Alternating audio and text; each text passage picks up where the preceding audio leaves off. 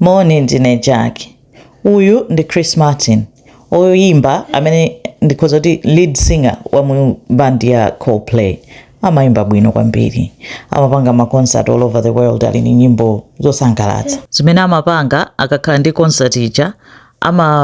zikabeba ngatikati mwa concert. Ali ndi kamera yawo amapanga zoom in kwa mwaona anthu ooneka ngati ali ndi mabanja. Akaona banja loti lasangalatsa kaya ndi chibwezi amajambula iti kuwapanga zoom in pa screen yayikulu pa big screen amachula kuti Jumbotron endiso amaiti kiss cam ndi anthu aja akadziona pa chikamera chicha kaya hagana kaya kisana ndi kuweva basi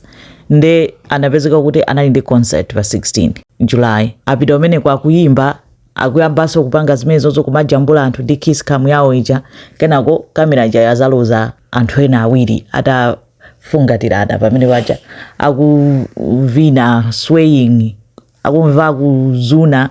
akumva kunanala nyimbo ili nkati nde kamera yangoloza iwo aja azangoziona okha pa screen paja ndikusiyana sangasanga mamuna uja ndikubisala nde Chris Martin uja anaona ndi anadabuta anthu wabwanji ndi anayankhula eti kunena kuti what's up with these two, either they're having an affair or they're very shy. Yeah. Oh, look at these two. All right, come on. You're okay? Oh, what? Either they're having an affair or they're just very shy. Koma bamboyo anabisala ndithu mayiyo kukhangata akuthawa pamene mzimayi wina pambalipo amaseka nde chifukwa zomwe anayankhulazo zapangisa anthu kuti anthu aliyesa anadabwa kuti reaction iyi ndiyo sagwira anthu akuluakulu oti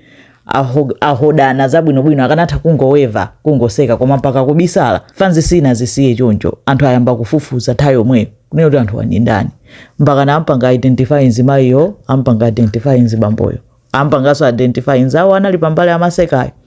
abizapezekadi kuti ndizoona anthu aja amapanga chiti apanga chibwenzi cha nseri abambo ali ndi mkazi wawo ku nyumba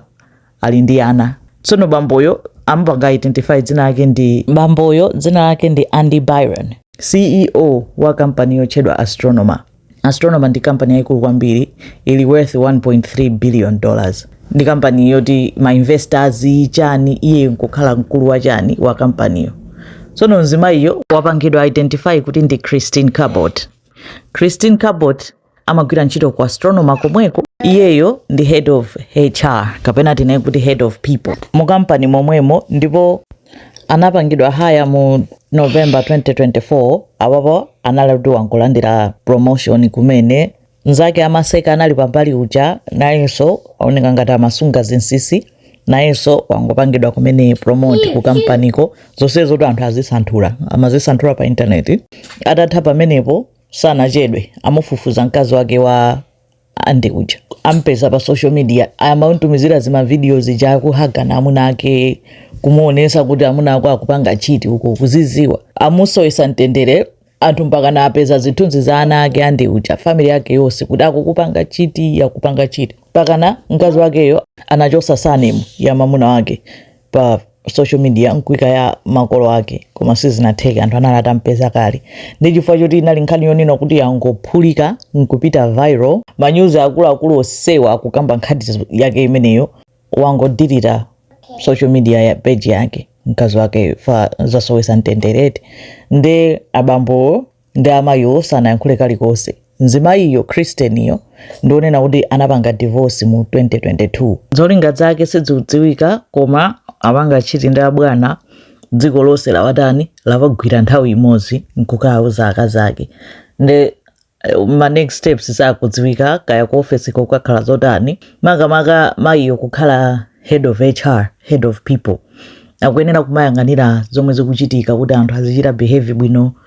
organization ilongosoke staff ikupanga zolongosoka kutsata ma policies ndi malamulo pamene iwowo ndi amene akutani akakhala oyambirira kupanga chisembwere imeneyo nde nkhani yomwe yabeba pa dziko lapansi zikomo kwambiri.